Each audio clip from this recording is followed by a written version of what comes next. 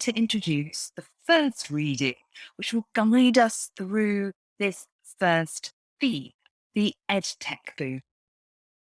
Before I talk about the reading material itself, a refresher on the critical and creative cycle.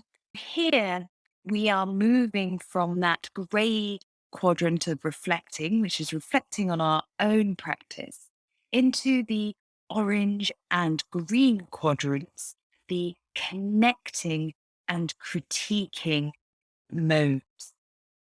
With that in mind, in terms of the questioning and the active learning we're doing through cognitive exertion, cognitive effort to introduce the reading, what I've picked here is a very long but extremely informative blog post that was published just as we were coming into the next decade, 2020, entitled The 100 Worst EdTech Debacles of the Decade.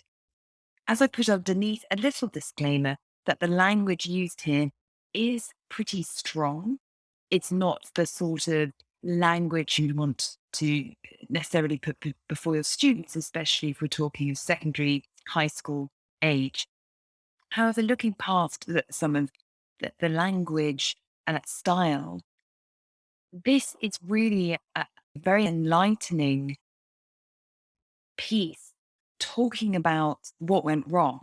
Of course, we often talk about the wonders and the possibilities with digital technologies, but as this program really looks to achieve is to take a step back and engage in that critical questioning.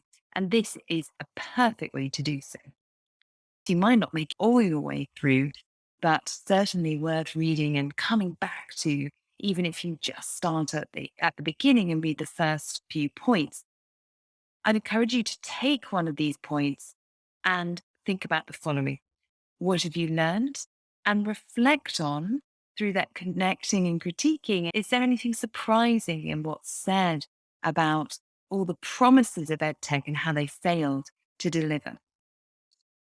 If you then head over to DTL week one at that bit.ly link to share your ideas in the forum, and we'll really get the discussions going. And of course, following Monday, we'll digest all of these and reflect on these. So see what you can make of what is, as I say, quite a strongly worded but insightful piece on all of the challenges, shall we say, of EdTech.